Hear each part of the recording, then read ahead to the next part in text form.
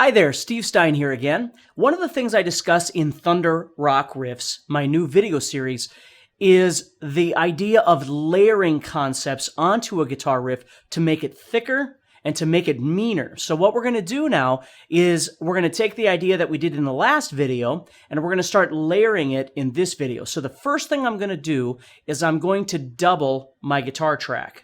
All right? So check this out. I'm going to take the track that we just had. I'm going to play exactly the same thing, and I want you to do the same thing, either along with me or with your own riff that you've created.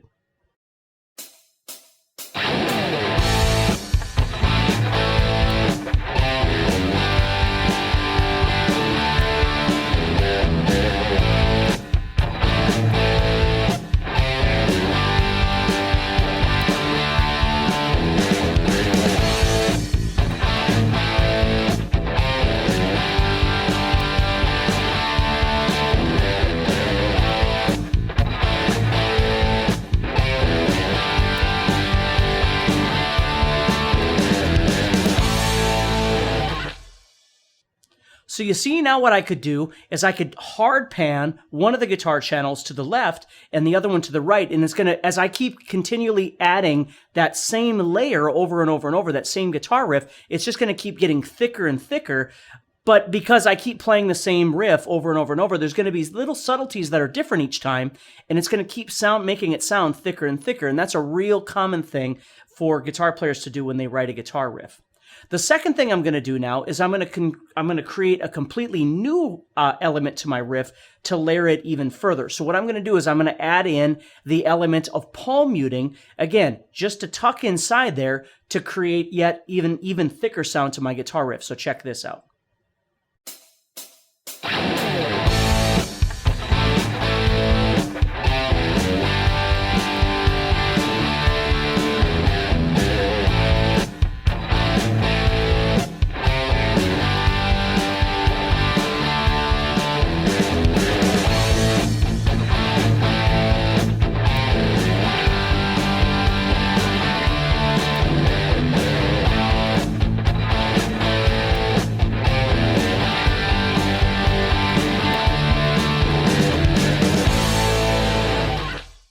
So you see now you've got three different layers. You've got the initial track, you've got the double track, and you've got a palm muting track.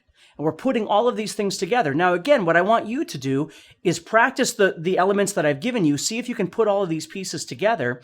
If you've got the elements of recording at home and you've already started doing your own riff, I want you to explore these two ideas. I want you to be able to double the track that you just played, the original track that you played.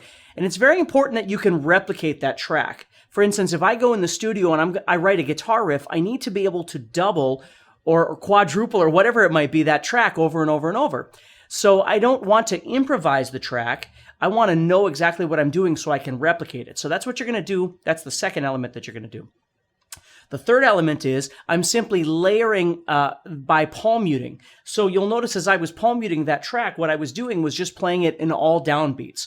So I wasn't trying to shift my palm muting in the same syncopated parts that I had done earlier. What I'm doing right now is simply going.